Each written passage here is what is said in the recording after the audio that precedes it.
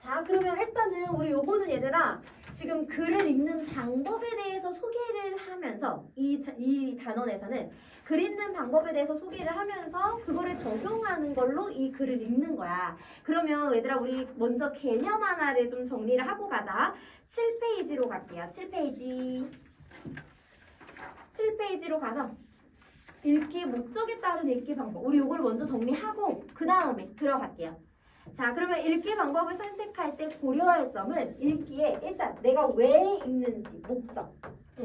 지금 글을 왜 읽고 있는지 읽기의 목적과 그 다음에 상황을 고려해야 돼. 상황.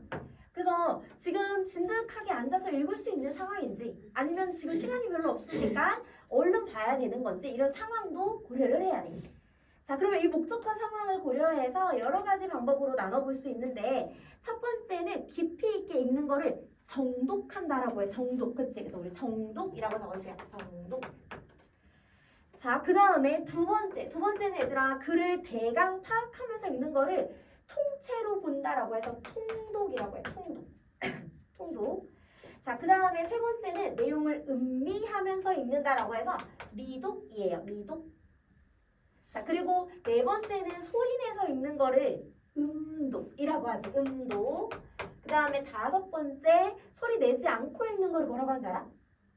이거를 묵독이라고 해. 침묵할 때 묵이야. 그래서 묵독. 묵독. 자, 그러면 얘들아 옆에 보면은 정독, 통독, 미독은 천천히 읽어야 되는지 빨리 읽어야 되는지도 나오거든? 그치? 한번 표시해볼까?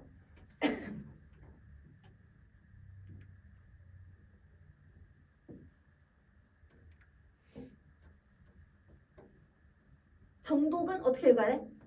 천천히. 그치, 맞아. 통독은 빨리. 그치. 그 다음 미독? 천천히 음미하면서 읽어야 돼. 그치? 천천히. 이렇게 동그라미 쳐주면 돼요. 자, 그러면 우리 그 아래 읽기의 과정인데 읽기를 하기 전과 후 중간에 이런 건 활동들이 있는데 얘들아 얘네는 여러분들 한번 쭉 읽어봐도 될 것 같아. 여러분들 다 아는 내용들이거든. 그래서 이거는 여러분들 읽어보시고 그리고 앞으로 가서 이제 다시 본문을 정리해봅시다. 1쪽, 2쪽으로 갈게요.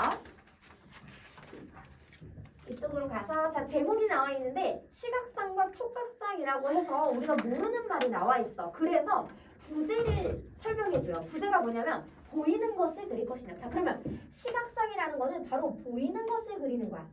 화살표 해주세요. 시각상은 보이는 것을 그리는 거예요. 설명해주고 있는 거야. 자 그러면 촉각상은 아는 것을 그리는 거예요. 아는 것을 그릴 것이냐. 이렇게 연결해줘. 자 그러면 1번을 한번 볼게. 파리의 몽마르트 언덕에는 화가들이 검은 종이를 가지고 관광객들의 얼굴을 오려주는데 네 번째 줄 옆얼굴만 담고 있네. 옆얼굴 밑줄. 옆얼굴에다가 밑줄. 자 그도 그럴듯이 라고 해서 우리 네 줄 아래 네 줄 연결할게요. 그도 그럴 것이부터 끝까지 연결. 오른쪽에 연결해주세요. 자, 옆모습을 표현하지 않고 정면으로 표현하면 눈, 코, 입의 생김새를 알 수 없을 뿐 아니라 머리 모양을 어떻게 했는지. 자, 그러면 봐봐. 정면으로 있으면 얘들아 코가 얼만큼 오똑한지 이런 게 제대로 안 보인단 말이야. 그치? 그러면 옆으로 봐야 코는 얼마나 오똑한지, 입술은 얼마나 두꺼운지, 이마는 얼마나 볼롱한지, 머리는 어떤 모양인지 이런 게 더 파악하기 쉽다라고 지금 옆 얼굴만 표현하는 이유에 대해서 말해주고 있어요. 옆 얼굴만 표현하는 이유. 옆 얼굴만 표현하는 이유. 자, 이렇듯 대상의 측면이나 이미지를 표현한 거를 프로필이라고 부르는데 자, 우리 세 번째 줄 볼게요. 세 번째 줄. 미술에서 프로필은 자, 그러면 프로필에다가 형광펜. 세 번째 줄에 프로필, 형광펜. 세 번째 줄에 프로필에다가 형광펜. 바로 형광펜 또 칠게 얘들아. 네 번째 줄이야. 측면을 묘사함으로써 인물의 핵심적인 특징을 뽑아낸 그림. 여기다가 형광펜. 측면을 묘사함으로써부터 형광펜 쳐주세요. 측면을 묘사함으로써 인물의 핵심적인 특징을 뽑아낸 그림까지 형광펜. 그래서 요거 두 개 연결. 프로필은 측면을 묘사해서 핵심을 뽑아낸 거래. 이게 프로필이래. 자, 그러면 이거는 서양에서 많이 그려졌대요. 그래서 우리 옆에다가 적어주세요. 자, 서양의 대표 초상 갈래. 서양의 대표 초상 갈래.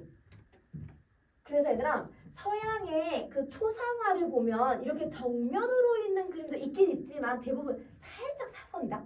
그치? 살짝 사선으로 앉아있는 그림들이 많아. 그래서 이렇게 측면으로 프로필로 그리는 것이 대표적이다. 프로필.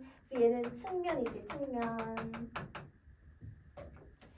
프로필 측면으로 그리는 것들이 많다. 자, 그러면 동양에서는 어떤지 한번 볼게요. 자, 우리 아래에서 5번째 줄이야. 2번에 아래에서 5번째 줄. 동양, 특히 중국에서는 여기부터 형광펜. 동양, 특히 중국에서는 오히려 정면상. 여기다가 형광펜. 정면상 여기까지. 자, 그래서 우리 얘들아 옛날 뭐 중국은 물론이고 우리나라도 옛날 뭐 이순신 장군 뭐 그런 그 그림들을 보면은 전신으로 이렇게 정면에 앉아있는 그런 모습들이 많아. 그치? 그래서 이거는 바로 동양의 대표 초상 갈래예요. 오른쪽에다가 적어볼게. 동양의 대표 초상 갈래 정면상. 정면으로 많이 그린다. 자, 그러면 우리 이번에 마지막 문장 왜 이런 차이가 발생한 것일까? 라고 질문하고 있어. 우리 밑줄 그을게. 왜 이런 차이가 발생한 것일까? 밑줄. 자, 그러면 지금 이 질문을 통해서 그래서는 질문을 통해서 우리도 모르잖아. 왜 이렇게 나뉘는지. 그치? 흥미와 궁금증을 더 돋우고 있어요. 그래서 독자들의 흥미와 그리고 궁금증을 끌어올린다. 독자의 흥미와 궁금증을 갖게 한다. 자, 그러면 우리 2번 내용 끝나는 그 부분에다가 화살표 할게요. 2번 끝나는 부분에다가. 자, 그러면 여기에서는 지금 전체적으로 서양과 동양의 차이를 대조시키고 있어요. 대조. 그래, 전개 방식이야. 대조시키면서 전개시키고 있어. 대조. 서양과 동양의 차이. 대조시키고 있다. 자, 그러면 우리 3번 해볼게요. 이 이야기를 하기 전에 먼저 동물들을 떠올려보자 라고 하고 있어. 자, 동물을 그릴 때 어떤 면이 제일 먼저 떠오르는가? 여기도 질문하네, 얘들아. 우리 제일 먼저 떠오르는가? 물음표에다가 동그라미 표시해주세요. 물음표에다가 동그라미. 그래서 여기 얘들아 질문하고 자기가 대답할 거야. 그래서 우리 문답 형식이 쓰일 거예요. 자기가 질문하고 대답할 거. 자, 그러면 그 질문하고 그거에 대한 대답을 함으로써 대답을 더 강조해줘요. 강조. 내용을 좀 더 강조해줄 수 있어. 자, 먼저 말을 그려보자. 그럼 얘들아 말하면 무슨 모습이 더 떠올라? 측면. 그치? 말은 보통 옆모습이 많이 떠올라. 그치? 자, 그러면 오른쪽으로 갈게. 물고기는요? 물고기도 측면. 그치? 우리 보통 물고기 이렇게 그리잖아. 그치? 물고기도 측면. 자, 그러면은 도마뱀은? 뭔가 도마뱀 얼굴 알아요? 너네? 얼굴 잘 모르지 않아? 이런 정면이라든지 아니면 도마뱀의 옆모습 이런 것도 잘 모르고 도마뱀이 그 발을 이렇게 펼쳐있는 그 위에서 본 모습 이게 떠올라. 그치? 도마뱀은 보통 윗모습 위에서 내려다 본 모습 이런 게 떠오른다. 자, 그러면 우리 밑줄 그을게. 3번째 줄이야. 우리 3페이지의 3번째 줄이에요. 오른쪽으로 넘어왔어. 자, 동물 떠올리다 보면 여기 밑줄 동물을 떠올리다 보면 제일 먼저 떠오르는 면 여기다가 밑줄. 동물을 떠올리다 보면 제일 먼저 떠오르는 면 밑줄. 이게 바로 전형으로서의 면이다. 전형으로서의 면 밑줄 연결. 떠올렸을 때 가장 먼저 떠오르는 게 바로 전형적인 면이래요. 자, 그래서 이제 사람을 이야기를 할 거야. 사람은 어떤가? 자, 그러면 사람은 어떤가에다가 밑줄. 자, 그러면 여기는 이 사람이랑 동물은 또 어떻게 다른지 비교하고 있어요. 사람과 동물의 비교. 사람은 어떤가? 자, 그러면 이제 사람에 대해서 이야기를 할 거야. 사람은 다른 동물들과는 달리 하나만 떠오르는 게 아니라 두 개가 같이 떠오른대. 그럼 얘들아, 형광펜을 치자.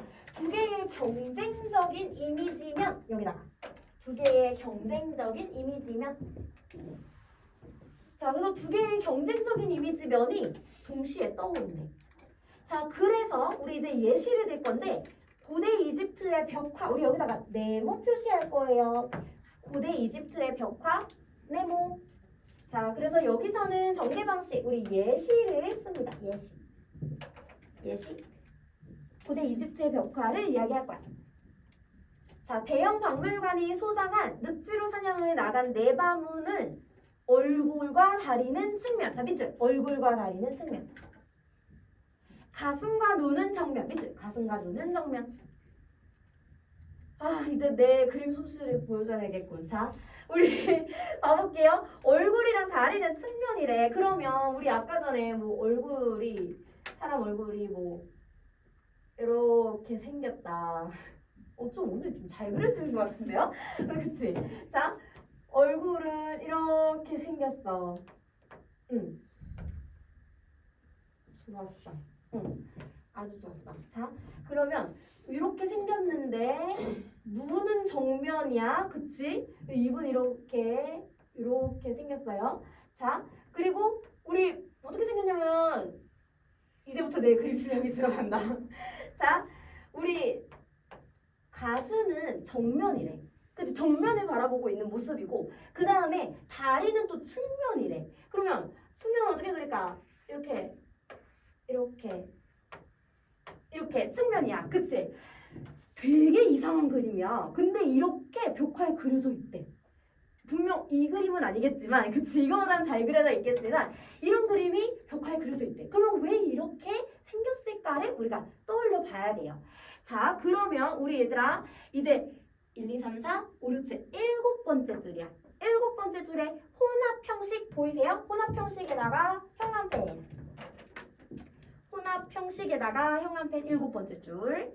자, 그러면 이 혼합 형식이라는 거는 아까 말한 그 측면이랑 정면을 합친 거야. 이게 혼합 형식. 측면이랑 정면을 합친 혼합 형식이야. 자, 그러면 왜 이런 이미지가 나왔냐면 우리 4번에서 아래서 5번째 줄이에요. 4번의 아래서 5번째 줄 끝부분 보자. 우리가 네 발로 지상을 돌아다닐 때는 아마도 옆면이 대표적인 이미지였을 거다. 두 발로 보행하기 전에는 동물처럼 옆면이었겠지만 진화해서 두 발로 걸어 다니다 보니 가슴과 배가 드러나서 그러면 가슴과 배가 안 보이다가 이렇게 내발기면 가슴과 배가 안 보이잖아. 그러다가 이렇게 일어나게 되면서 보이니까 정면으로 그린 거고 그리고 걷는다라는 걸 표현하기 위해서는 측면이 더 쉽지. 그래서 측면으로 다리를 그린다는 거야. 그치? 자, 그래서 이런 식으로 정면과 측면이 항상 대표적인 이미지면으로 같이 나타난다 이런 얘기를 하는 거예요. 이게 전형적인 면 두 개다. 자, 5번 해볼게. 정면상이나 측면상은 어느 하나를 선택해서 그린 건데 서양에서 프로필이 많은 이유를 이제 설명할 거야. 그러면 얘들아 우리 5번을 전체적으로 쭉 연결해주세요. 5번 전체적으로 연결. 자, 그러면 5번에서는 서양에서 프로필이 발달한 이유를 이야기할 거야. 서양에서 프로필이 발달한 이유. 자, 그거를 세 가지로 이야기해 줄 거예요. 자, 그러면 우리 첫 번째부터 번호 매겨볼게. 첫 번째 밑줄 그어보자. 백인과 흑인의 경우부터 밑줄. 백인과 흑인의 경우 해부학적 구조사 옆에서 볼 때 얼굴 특징이 또렷이 살아난다는 점 여기까지 밑줄. 백인과부터 또렷이 살아난다는 점 밑줄. 그래서 이거 1번. 사실 동양은 얘들아 동양의 그 가장 고전적인 얼굴의 모습은 보통은 얼굴이 좀 넙대대하고 그리고 코가 좀 낮고 이런 모습이 좀 많잖아요. 근데 서양은 어때 얘들아? 서양은 코가 크고 그 다음에 눈이 푹 들어가기도 하고 이렇잖아. 좀 더 입체적이야.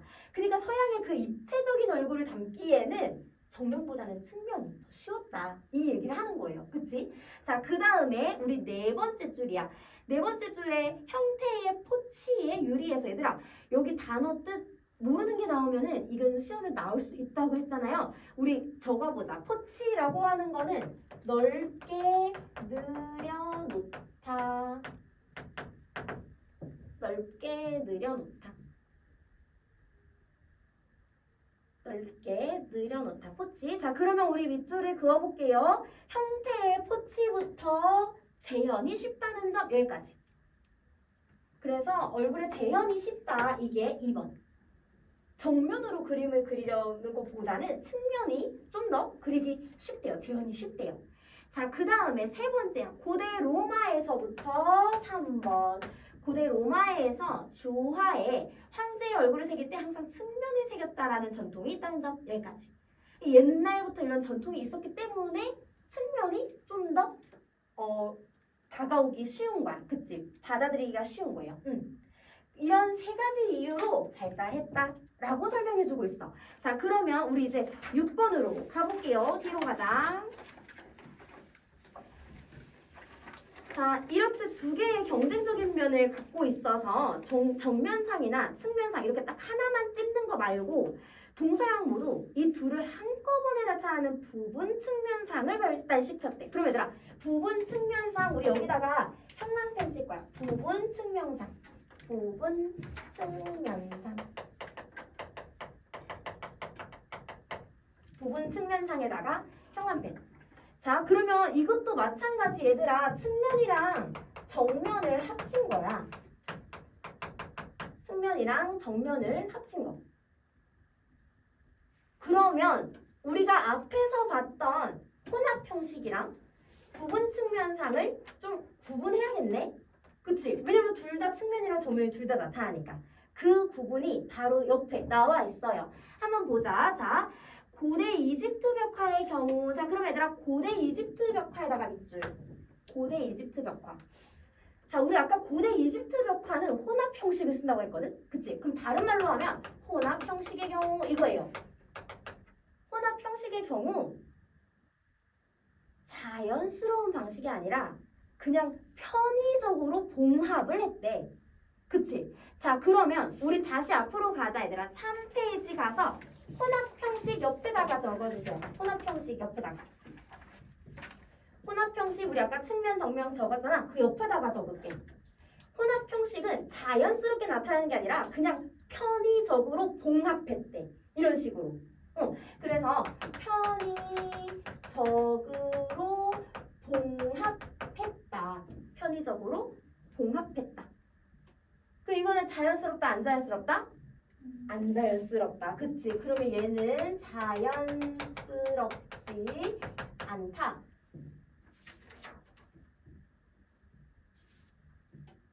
자, 그러면 우리 다시 뒤로 가서 부분 측면은 그러면 어떻다는 거야? 자연스러운 방식으로 나타냈다는 거야. 그치? 그래서 얘는 우리 측면 정면 옆에다가 적어주세요. 얘는 자연스럽게 나타냈다. 이렇게 구분을 해볼 수가 있어요. 자, 그러면 우리 7번을 한번 볼게. 그 이유는 뭘까? 일단 대부분의 벽화가 무덤 벽화라는 사실을 기억할 필요가 있다. 자, 그러면 무덤 벽화에다가 우리 물결 밑줄 표시해주세요. 무덤 벽화, 물결 밑줄. 무덤 벽화에다가 물결 밑줄. 자, 그러면 무덤 속 주인공은 내세에서도, 자, 그러면 내세라고 하는 거는 미래세계야, 미래세계. 그래서 내가 죽으면 가는 미래세계. 옛날에는 이렇게 미래세계가 있다고 믿었대. 그래서 이 주인공, 무덤의 주인공이 죽으면 이 미래세계에 가서 살 건데, 자, 어떤 모습으로 가서 살 거냐면 지금 그대로의 모습 그대로 그 미래세계에 가서 산다라고 생각했대. 그래서 얘들아, 봐봐. 세 번째 줄 보세요. 이승에서와 마찬가지로 거기서도 사냥하고 잔치 벌이고 거기서 똑같이 살 거래. 근데 그런데부터 우리 형광펜 치자. 그런데부터 세 줄 볼 수 있다. 안 보일 수 있다. 여기까지. 아예 안 보일 수 있다까지 형광펜. 그런데부터 아예 안 보일 수 있다까지. 자, 그런데 주인공이 자연스러운 부분 측면상으로 그려지면 그 원금 표현에 따라 사진 중 일부가 작게 그려지거나 아예 안 보일 수 있다. 이게 무슨 말이냐면 얘들아, 벽화에다가 예를 들어서 옆모습을 그렸어. 그러면 옆모습을 그리면 딱 여기만 보이잖아. 그럼 이 사람 오른팔 없이 어떻게 살아? 이 말이 되는 거야. 무슨 말인지 알겠어요? 이렇게 그리면 왼팔만 보이니까 오른팔 없어지잖아. 그치? 원근 표현에 의해서 이렇게 서 있는데 다리를 한쪽으로 뒤로 있는 걸 그렸다? 여기 다리는 커. 여기 다리 작게 그렸어. 그럼 이 사람 다리 장애를 가진 채로 미래 세계를 살아야 된다라고 생각한 거야. 알겠지? 그러다 보니까 이 무덤 벽화에서는 눈에 보이게 그렸다. 이걸 눈에 보이는 게 아니라 아는 대로 그렸다. 이 얘기를 할 거예요. 자, 그러면 우리 형광펜 친구 얘들아 옆에다가 적어볼게. 형광펜 친구 옆에다가 이 고대 사람들은 영혼 불멸 사상을 가지고 있었어. 영혼은 죽지 않는다. 미래 세계에 간다. 또. 그래서 이 영혼 불멸 사상을 가진 고대인들에게는 고대 이집트인들이 염려한 점이에요. 고대 이집트인들이 염려한 점. 팔 하나를 없어지게 그리면 어떡해? 없어지면 안 되잖아. 이렇게 염려를 했대.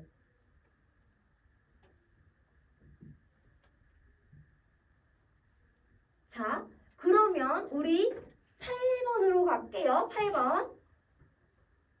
자, 고대 이집트인들에게 인체의 일부를 작게 그리는 거는 그냥 원근법에 따른 것이 아닌 실제의 크기를 그냥 줄이는 거였다. 팔을 줄이는 거였다. 그것은 불균형이지, 파괴였지. 그들의 그림은, 자, 그러면 그들의 그림은 기본적으로 시각상이 아니라 촉각상이었다. 자, 그러면 촉각상에다가 동그라미 쳐주세요. 촉각상. 자, 그러면 고대 이집트 벽화는 촉각상으로 그려졌구나. 그치? 그러면 이 촉각상이 뭔지 다시 이제 개념을 설명해 줄 거야. 9번 부분이에요. 우리 9번에다가 동그라미 표시해 주세요. 9번 동그라미. 이 9번 부분이 시각상과 촉각상의 개념을 정의 내리는 부분이야. 개념을 정의하는 부분이에요. 자, 그러면 촉각상이 뭔지 볼까? 자, 형광펜 칠게요. 촉각상이란 촉각적 경험이 가져다주는 이미지.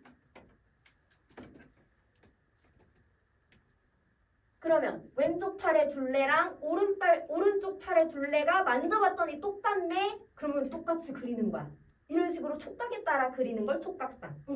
자, 이를테면 동일한 종류의 사물이 앞뒤로 떨어져 있어서 한 지점에서 볼 때 크기가 달라 보여도 만져보면 같듯. 자, 그러면 무슨 말이냐면 우리가 뭐 원근법에 따라 그릴 때 이런 길 같은 걸 많이 그리잖아요. 그치? 그럼 이런 길인데 나무가 여기 있는 나무랑 여기 있는 나무랑 크기는 같아도 이렇게 보이는 거잖아. 그러면 이거를 똑같이 그린다는 거야. 사이즈를 똑같이. 알겠지? 응. 그래서 우리가 아는 대로 그린다는 게 촉각상이에요.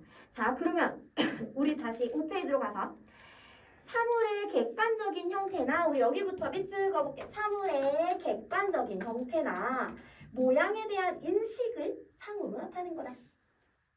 사물의 객관적 형태나 모양에 대한 인식을 상으로 나타내는 것이다. 자, 그러면 이번에는 시각상. 우리 형광펜 써봅시다. 시각상이란 여기부터 형광펜. 시각적 경험이 가져다주는 이미지. 여기다가. 그럼 원근법에 따라 그리는 거 이런 거를 시각상이라고 해. 자, 그러면 주체가 본 그대로 상을. 자, 우리 네 번째 줄이야. 주체가 본 그대로 상을부터 밑줄. 주체가 본 그대로 상을 나타낸 거. 그래서 본 그대로 나타내는 게 시각상. 자, 그러면 이집트 벽화는 우리 맨 마지막 문장이야. 9번의 맨 마지막 문장. 이집트 벽화는 시각상보다는 촉각상이지. 그래서 촉각상 한 번 더. 동그라미. 이집트 벽화는 촉각상. 촉각상에다가 동그라미. 자, 근데 우리는 옛날부터 그림 그릴 때 원근법 이런 말을 많이 들어서 그림 그릴 때 이 원근법이 좀 더 익숙해. 그치? 그래서 얘들아 그 얘기를 하는 거야. 10번 보세요. 원근법적 표현에 익숙한 오늘의 시각에서 보면은 이 촉각상에 치중한 그림이 어색하게 느껴질 수 있다. 하지만 일반적으로, 자 그러면 일반적으로부터 형광펜 일반적으로 사람들은 이미지를 표현할 때 촉각상에 기초한 형태의 이해를 강하게 드러낸다. 여기다가 형광펜. 자 그러면 촉각상에다가 동그라미.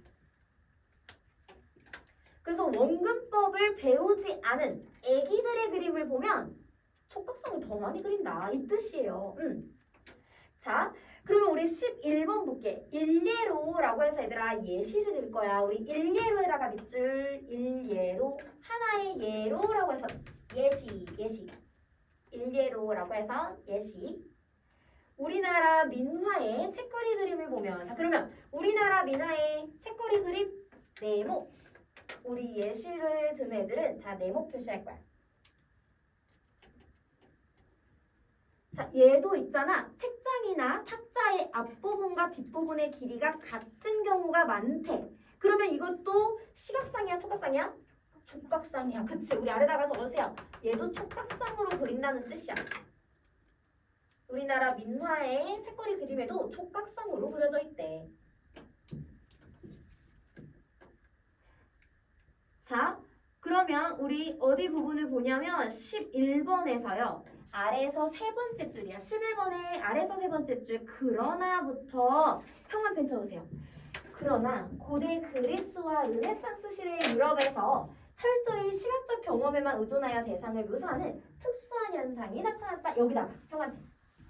특수한 현상이 나타났다까지 형광펜. 자, 그러면 지금 딱 시대랑 어느 나라인지 딱 정해주고 있어 얘들아. 고대 그리스, 르네상스 시대 유럽. 딱 이 나라, 이 시대에서만 철저히 시각적 경험에만 의존했대. 자, 그럼 밑줄. 시각적 경험에만 의존. 시각적 경험에만 의존 밑줄. 자, 그러면 시각적 경험에 의존했다는 거 시각상, 촉각상? 시각상. 그치? 시각에 의존했다는 거는 시각상. 자, 그러면 딱 이 나라, 이 시대에만 시각상으로 그림을 그렸대. 대상을 묘사하는 특수한 현상이 나타났대. 자, 그러면 특수한 밑줄, 특수한 물결 밑줄. 특수한. 자, 그러면 특수한 게 있다는 거는 보편적인 것도 있다는 거잖아. 그치? 보편적인 거. 그러면 특수한 거는 시각상이니까 보편적인 건 뭐야? 촉각상이다. 그치? 보편적인 건 촉각상이다. 이렇게 얘기하는 거예요. 자, 이로부터 우리는 보이는 것을 재현하는 거 이전에 자, 그러면 밑줄 보이는 것을 재현하는 거 보이는 것을 재현하는 거 밑줄 시각상이야? 촉각상이야? 시각상. 그치? 보이는 것을 재현하는 거 시각상. 시각상 이전에 아는 것의 전달. 자, 그러면 아는 것의 전달 밑줄. 아는 것의 전달. 시각상, 촉각상. 촉각상. 그치? 얘는 촉각상. 이거의 1차적인 기능이 있대. 미술의 1차적인 기능이 촉각상에 있대요. 자, 그러면 우리 뒷장으로 갑시다. 자, 이렇게 시각적 사실성을 표현하는 것, 즉 시각상으로 그리는 거는 오직 유럽에서. 자, 그러면 오직 유럽 밑줄, 오직 유럽, 즉 특정한 공간에서. 보편적인 게 아니라는 거야. 특정한 공간에서. 그것도 특정한 시기에만. 자, 그러면 특정한 시기 밑줄. 아까 어떤 시기 얘기했었냐면 고대 그리스 시기 얘기했었고 유럽의 르네상스 시기 얘기했어. 고대 그리스랑 르네상스 그 특정한 시기에만 시각상은 발달했었대. 그리고 현대로 오면 점점 더 추상화가 나타나면서 시각상도 또 무너졌다 라고 얘기해. 그러면 보편적인 것은 뭐다? 촉각상이다. 계속 얘기를 하는 거야. 알겠지? 자, 그러면 13번 볼게요. 미술의 보다 보편적인 기능은 우리 여기다가 형합해 줄 거야. 미술의 보다 보편적인 기능 형합해. 미술의 보다 보편적인 기능 뭐냐면 두 번째 줄 세계에 대한 암과 이해, 느낌을 전달 형합해. 세계에 대한 암과 이해, 느낌을 전달 이게 바로 보편적인 기능이다. 연결. 자, 그러면 이를 시각성 사실성에 의지해서 표현하는 것은 그럼 얘들아 시각적 사실성 몇 줄? 시각적 사실성, 시각상, 촉각상? 얘는 시각상. 그치? 그러면 이렇게 시각상으로 그리는 거는 우수한 방법 중에 그냥 하나다. 중요한 게 아니다. 촉각이 더 중요한 거다. 이렇게 얘기하는 거야. 자, 다시 고대 이집트 벽화로 눈길을 돌려봅시다. 자, 그러면 고대 이집트 벽화 다시 한번 밑줄 그어주시고 고대 이집트 벽화. 자, 고대 이집트 벽화로 다시 눈길을 돌려보자. 사람이 그린 것임에도 정면과 측면의 봉합이 아니라 정면이나 측면 어느 한쪽에서 본 보다 사실적인 묘사를 한 그림들도 있대요. 자, 그러면 밑줄 그을게. 보다 사실적인 묘사를 한 그림들 밑줄. 보다 사실적인 묘사를 한 그림들에다가 밑줄. 자, 그러면 이거는 시각상으로 그린 거야? 촉각상으로 그린 거야? 시각상. 그치? 그러면 고대 벽화는 대부분 촉각상으로 그려졌는데 시각상으로 그려진 것도 있대요. 어떤 것들이냐면 바로 농부나 무희들, 춤추는 사람들이거든. 무희는 농부나 무희들을 그린 그림들이래. 자, 이처럼 신분이 낮은 존재를 그릴 때는 자, 형광펜 신분이 낮은 존재를 그릴 때는 여기부터 시각상에 가깝게 그리고 여기다가 형광펜 신분이 낮은 존재를 그릴 때는 시각상에 가깝게 그리고 자, 바로 옆에 형광펜 칠게요. 신분이 높은 존재를 그릴 때는 촉각상. 왜? 신분이 높은 사람들은 팔 잘리면 안 되거든. 신분 낮은 사람은 팔 잘리든 말든 상관 안 한다 이거야. 응, 이 말을 드러내는 거야. 자, 그러면 이거를 통해서 이 벽화에서 세계의 질서에 대한 우리 바로 다음 줄 형광펜 칠게요. 세계의 질서에 대한 이집트인들의 고유 인식이 담겨 있음을 확인할 수 있다. 이게 이집트인들의 생각이었대. 세계의 질서에 대한부터 형광펜. 세계의 질서에 대한 이집트인들의 고유 인식이 담겨 있음을 확인할 수 있다. 자, 곧 보이는 대로 그린다는 것은 우리 보이는 대로 그리는 게 시각상이지, 그치? 시각상으로 그린다는 거는 찰나의 대상이다. 물결 밑줄. 찰나라는 거 순간이라는 거잖아, 그치? 그러면 이 신분 낮은 사람들은 그냥 순간 살고 마는 거다 이렇게 생각하는 거야. 그것은 필멸의 운명이래. 필멸의 운명 물결 밑줄. 필멸 반드시 멸망한다. 반드시 없어진다. 그러면 신분 낮은 존재는 미래 세계 같은 것도 없는 거야. 이렇게 생각하는 거예요. 자, 하지만 아는 대로 그려진다는 거는 촉각상이지. 그치? 자, 촉각상으로 그린다는 거는 영원한 질서의 대변자. 물결 밑줄. 영원한 질서의 대변자. 미래 세계 가서도 귀족인 거야, 얘네는. 자, 영생을 약속받는 거. 물결 밑줄. 영생을 약속받는 거. 평생을 사는 거다.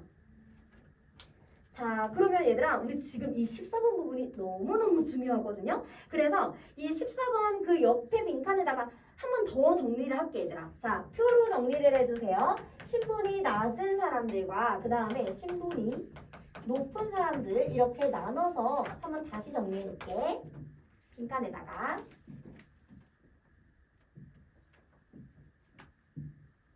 이건 이집트 한정인 거죠? 이집트의 한정이야, 맞아. 자, 그러면 신분이 낮은 사람들은 1번 찰나의 대상이다. 순간적인 대상. 두 번째, 반드시 죽는 필멸의 운명이다. 필멸의 운명이다. 자, 그러면 신분이 높은 사람들은 1번 영원한 질서의 대변자다. 현재 세계든 미래 세계든 어딜 가도 귀족. 자, 그 다음에 두 번째 영생을 약속받는 거다. 영생. 평생 산다. 이렇게 대조를 시키고 있어요. 자, 그러면 이 신분이 낮은 사람들은 뭐 어떤 걸로 그린다고? 시각상, 촉각상? 시각상. 그치. 얘네는 시각상으로 그린다고. 신분이 높은 사람들은 어떻게 그린다고? 촉각상. 그치? 얘네는 촉각상으로 그린다고. 자, 그러면 마지막 문장 보세요. 14번에 마지막 문장. 14번 마지막 문장 보면 촉각상은 시각상에 비해 진리의 전달에 보다 유리하다. 자, 그러면 우리 아래다가 하나만 더 적어놓을게. 진리의 전달에 유리하다. 촉각상이. 진리의 전달에 유리하다.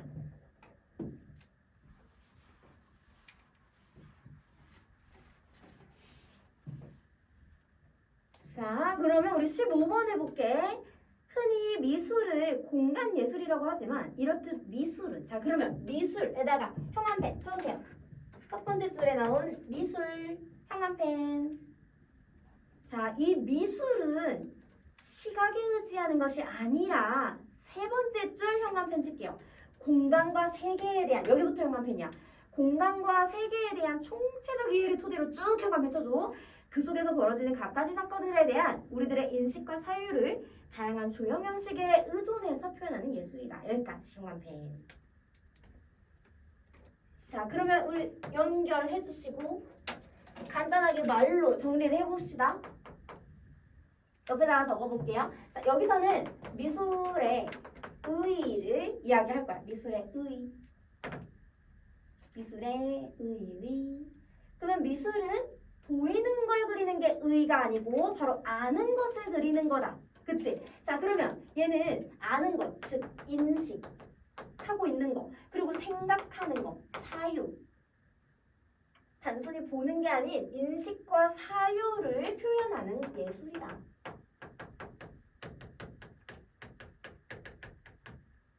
인식과 사유를 표현하는 예술이다.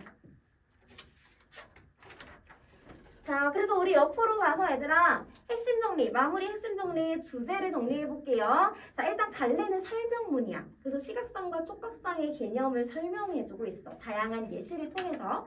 자, 그러면 우리 주제를 정리할게요. 인간의 인식과 사유를 표현하는 예술로서의 미술. 인식과 사유를 표현.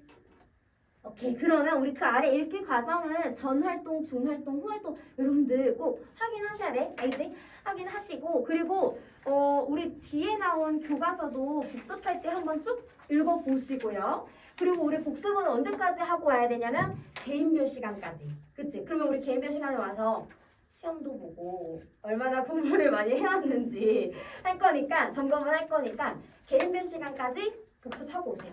알겠지? 개인별 시간 자기 선택한 시간 모르는 사람, 까먹은 사람 다 기억나요? 오케이. 그러면 우리 다음 주 월요일부터 시작이야. 바로 내일부터. 그치? 월요일부터 시작이고 주말 선택한 친구들은 주말에 오면 돼요. 알겠지? 오케이. 끝.